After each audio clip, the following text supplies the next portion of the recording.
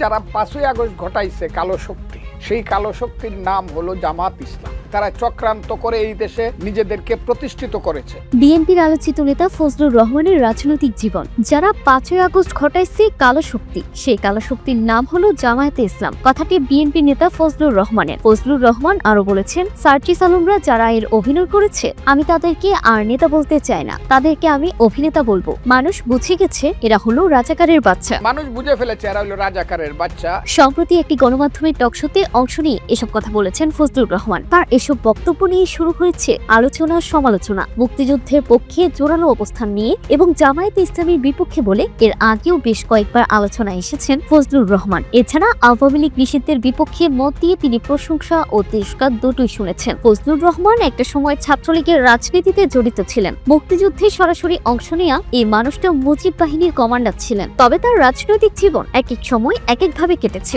কখনো আওয়ামী লীগ, কখনো কৃষক শ্রমিক জনতা লীগ, কখনো বা বিএনপি। রাজনীতিতে তার পথ চলা দীর্ঘদিনের। অনর্গল বক্তা হিসেবে রাজনৈতিক অঙ্গনে তার পরিচিতি ছিল আগে থেকে। 1975 সালে বঙ্গবন্ধুকে হত্যার পর দুঃসময়ে ছাত্রলীগের নেতা হিসেবে চষে বেরিয়েছিলেন সারা দেশের শিক্ষা প্রতিষ্ঠানে। তখন তার বক্তৃতায় মুগ্ধ হয়ে অনেক শিক্ষার্থী ছাত্রলীগের রাজনীতিতে যুক্ত হয়েছিল। 1975-এর পর ছাত্রলীগের সভাপতি ছিলেন ওবায়দুল কাদের এবং সাধারণ সম্পাদক ছিলেন বাহরুল মজনু জুন্ন। এরপরে ছাত্রলীগের নেতৃত্বে আসেন ডাক্তার মোস্তফা জালাল মহিউদ্দিন এবং খম জাহাঙ্গীর। ওই সময় ছাত্রলীগের একটি বিদ্রোহী কমিটি হয়। এই কমিটির সভাপতি ছিলেন ফজলুর রহমান। এরপর ছাত্রলীগ থেকে তিনি আওয়ামী লীগের রাজনীতিতে সক্রিয় হন। 1986 সালে নৌকা প্রতীক নিয়ে কিশোরগঞ্জ 3 আসন থেকে সংসদ নির্বাচিত হন ফজলুর রহমান। এরপর 1996 সালের নির্বাচনে বিদ্রোহী প্রার্থী হিসেবে সাবেক রাষ্ট্রপতি অ্যাডভোকেট আব্দুল হামিদের বিরুদ্ধে লড়াই করে 1,500 ভোটে হেরে যান। এক পর্যায়ে আওয়ামী লীগ ছেড়ে ফজলুর রহমান তড়িঘড়ি ফেরান বঙ্গবীর কাদের সিদ্দিকীর কৃষক শ্রমিক জনতা লীগে। সে দলে তাকে সাধারণ সম্পাদক করা হয়েছিল। 2001 সালে সংসদ নির্বাচনে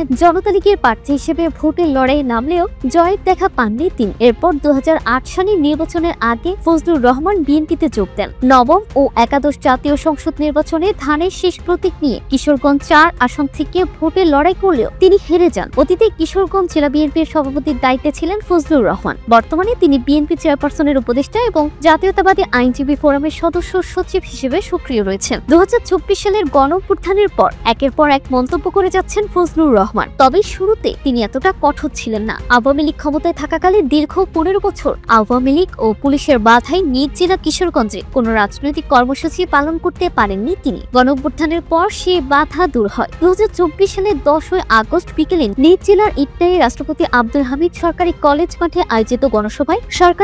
মাঠে আয়োজিত জনসভায় যোগ দেন ফজলুর রহমান। সেখানে অসংখ্য নেতাকর্মীর সামনে তিনি বলেন, আজ 15 বছর পর দেশের মানুষ মুক্ত বাতাসে নিঃশ্বাস নিতে পারছে। আমাদের সোনার ছেলেরা নতুন স্বাধীনতা এনে দিয়েছে। আমরা এখন স্বাধীন। কিন্তু ধীরে ধীরে তিনি এমন অবস্থান থেকে সরে আসেন। আওয়ামী লীগ প্রসঙ্গে ফজলুর রহমান বলেছিলেন, আমি মনে করি আওয়ামী লীগ থাকবে, কারণ এদেশের 99% হলো বাঙালি জাতিসত্তার মানুষ। শুধু পাহাড়ি 1% লোক বাদ দিলে সমস্ত লোক বাঙালি। আর বাঙালি একটা রাজনীতি থাকবে, আর সেই বাঙালির রাজনীতি হলো আওয়ামী লীগের রাজনীতি, যা মুক্তিযুদ্ধের মধ্য দিয়ে প্রকাশিত এবং বিকশিত। এছাড়া অন্তর্বর্তী সরকারের প্রধান উপদেষ্টা প্রসঙ্গে কথা বলতে গিয়ে এক অনুষ্ঠানে তিনি বলেছিলেন, ইউনূস সাহেব যখন বাংলাদেশের সমস্ত পথ হারিয়ে ফেলেছে, উনি পথ পাওয়ার জন্য আমাদের নেতা তারেক রহমান সাহেবের কাছে 12 ঘন্টা প্লেন চালাইয়া লন্ডন পর্যন্ত গেছেন। ফজলুর রহমানের বিভিন্ন বক্তব্য নিয়ে এখন বিএনপির অভ্যন্তরেও আলোচনা সমালোচনা হচ্ছে। প্রতিবেদনটি তৈরিতে তথ্য ও উপাত্তের সাহায্য নেওয়া হয়েছে পেরিস্কোপ ভিডিওস থেকে। আর এতক্ষণ আপনারা সঙ্গে ছিলেন বিশ্ব বাংলায়। সেই সঙ্গে আপনি বাংলাদেশের কোন জেলা থেকে এই ভিডিওটি দেখছেন আমাদের কমেন্ট করে জানান।